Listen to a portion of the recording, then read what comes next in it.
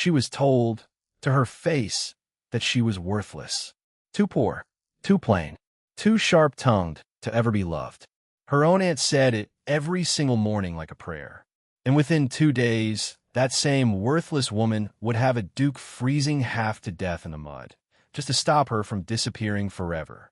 This is the story of Florence Penrose, a woman with nothing left to lose, and a man who had everything except a single honest conversation. In the England of the 1800s, marriage wasn't about love. It was arithmetic. A woman's worth was measured in acres, in bloodlines, in the size of her dowry. And by that cruel math, Florence had already failed. 26 years old. No fortune. No prospects. A tongue that cut like a blade when she was tired of pretending to be soft. Her aunt, Agatha, made sure Florence never forgot her place. Every morning, over a fire built from 3 miserly coals, Agatha reminded her niece exactly what she was worth. Nothing. Florence had lived in that cold house for 8 long years, ever since fever took her parents and creditors took everything else. Agatha had taken her in. She never let Florence forget it, either. Every meal, every scrap of coal, every threadbare dress was a debt Florence was expected to repay with silence and gratitude. But Florence had run out of gratitude a long time ago. On the afternoon our story begins, Florence sat mending the only decent dress she owned while Agatha guarded the coal scuttle like a soldier defending a fortress. When Agatha scolded her for pulling a stitch too tight, Florence answered flatly. No music in her voice, no softness left to spare. She'd learned that gentleness cost energy she didn't have. Then Agatha delivered the blow she'd clearly been saving all day. A neighbor had asked whether Florence was unwell, because she'd sat silent through an entire visit, then told a young suitor that rain was simply water and needed no philosophical debate. That suitor had $2,000 a year, dull as a Sunday sermon. Agatha said, but $2,000 a year forgives a great deal of dullness. Florence didn't apologize. She never did. So Agatha said the words she always saved for moments like this, the words meant to break something inside her knees for good. No gentleman would ever want her. Not with that face. Not with that mouth. She would die alone in a cold room, and she'd have no one to blame but her own foolish pride. Florence didn't cry. Crying required someone waiting to catch you afterward, and she had no one. She simply stood, smoothed her skirts, and said she was going to check the boundary fence before the rain came. She didn't take an umbrella. She didn't need one. The cold outside was almost a relief compared to the cold inside that house. She found the fence exactly where she expected, broken, splintered, swollen with damp. She knelt in the mud with bare hands, wrestling with rotten wood, grateful for a problem that could actually be solved.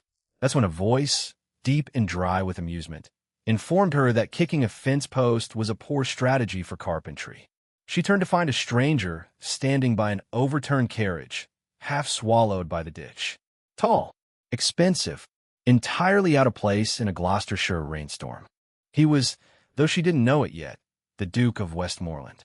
Victor Cavendish had fled London that very morning, not from danger, but from a ballroom full of women who wanted his title and nothing else about him. Every conversation in his world was a transaction. Every smile came with strings attached. He was exhausted by his own life, long before he ever met Florence in the mud. He offered to help with the fence. She told him she didn't need it. He helped anyway. Together, they forced the swollen wood back into place. And when she thanked him, the words came out sour, like she resented owing him even that much. He asked, half joking, whether she had a fire nearby he could dry off beside. She said her home wasn't fit for guests, and that her aunt's talent for humiliating her in front of strangers was considerable. She wasn't fishing for sympathy. She was simply being honest in a way that stunned him. Women in his world lied beautifully and constantly. This one didn't bother. She walked away without giving her name. He called after her, asking for her anyway. She just said, quietly, that he hadn't earned it, and vanished into the rain. That night, at a grand dinner hosted by his old friend Lord Harrington, gossip reached Victor's ears before dessert. The Penrose family, ruined by a bad investment. The father dead. the mother following soon after from grief. Only the aunt and niece left, clinging to a decaying estate. And the niece, Florence, was, according to the hostess, hopelessly unmarriageable. A dreadful temper, already scared off one perfectly good suitor that very week. Victor said nothing, but something in him had already decided the gossips were wrong about her. The next morning, unable to sleep, he rode back to the estate alone. What he found broke in his heart a little. A house rotting from the inside, ivy swallowing the stone, the roof sagging like a wounded animal. Agatha greeted him with the desperate, grasping delight of someone who smelled opportunity, ordering Florence downstairs to apologize for a crime she hadn't committed. Florence walked in already knowing why he'd come. Not to thank her, to gawk at the ruin like tourists paying to see a wreck. She said as much, out loud, in front of her aunt, that he'd come to confirm the poverty was real, to get his entertainment's worth.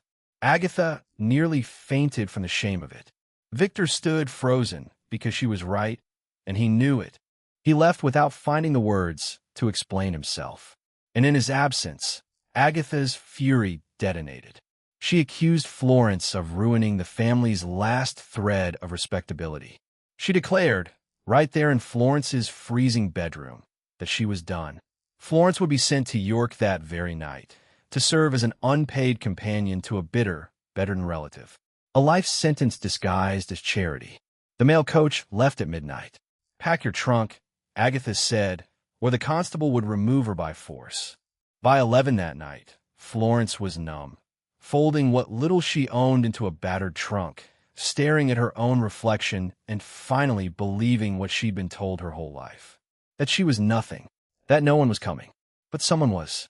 A young groundskeeper's boy, one Florence had quietly fed scraps of bread to for years, had walked 3 miles in the dark to find Victor.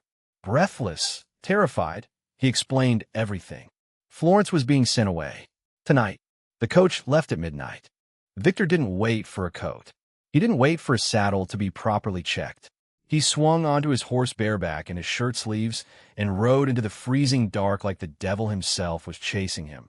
Because in his mind, something worse was the thought of losing her before he'd even had the chance to know her. He reached the village just as the mail coach rolled up outside the inn. And there she was, small and hooded in the lantern light, clutching her satchel like it was the only solid thing left in her world. He threw a gold coin onto the roof of that coach and told the driver, flatly, that the lady would not be traveling to York. Florence turned on him the moment the coach pulled away, furious, not grateful. Who gave him the right to rearrange her life like a chess piece? He'd caused this mess by barging into her home uninvited, and now he thought throwing money at it made him a hero? He agreed with every word. It was his mistake, he admitted. He'd walked into her world carelessly, without understanding what it would cost her. And now he was standing in the freezing street in nothing but a soaked linen shirt, lips turning blue, refusing to leave until she gave him 10 minutes to explain himself properly. She noticed his hands were shaking. She noticed he wasn't performing anymore. No polished Duke's mask, just a half-frozen man refusing to walk away. Against every ounce of caution she had left, she agreed to the tea and the 10 minutes. By the fire in the inn's private parlor, wrapped in a borrowed blanket, Victor finally said what he'd been circling for 2 days. He hated his life, not the wealth, the performance of it. Every person who smiled at him wanted something. Every woman who'd ever pursued him wanted the title, not the man attached to it. And then, in the mud, a woman had looked him dead in the eye and told him exactly what she thought. No flattery, no calculation. He hadn't realized how starved he was for that kind of honesty until he tasted it. Florence, unimpressed by grand declarations, reminded him that honesty wasn't a virtue on her end. It was simply what happens when you have nothing left to protect. He said he didn't care where it came from. He only cared that it was real. And then he asked her to marry him. She laughed in his face, not cruelly, but because it sounded insane.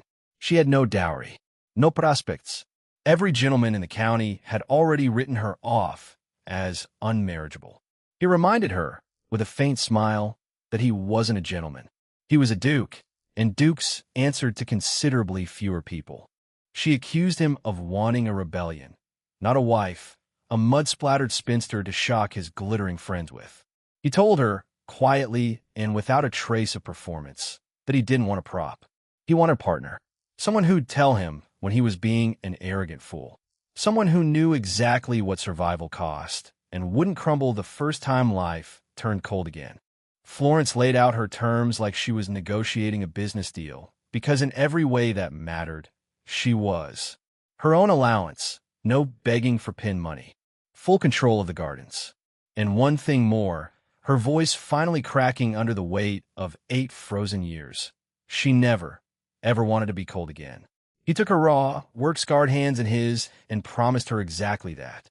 The next morning, they returned to Oakhaven together, not to beg forgiveness, but to close the door on it forever. Agatha sat smug in her chair, certain her niece was already halfway to York. Instead, she watched Florence walking beside the Duke of Westmoreland, and her whole world cracked open. Victor didn't raise his voice. He didn't need to. He simply informed Agatha that Florence was no longer her responsibility. She was his. That they were leaving for London that day to secure a special license. And that, by the end of the week, he would personally own every debt attached to Oakhaven. The house that had swallowed Florence's youth would belong to the very man Agatha had tried so hard to impress. Agatha sputtered that Florence had nothing to offer a man like him. Victor's answer was ice wrapped in velvet. He knew exactly what most gentlemen wanted, which was precisely why he wasn't choosing one of them.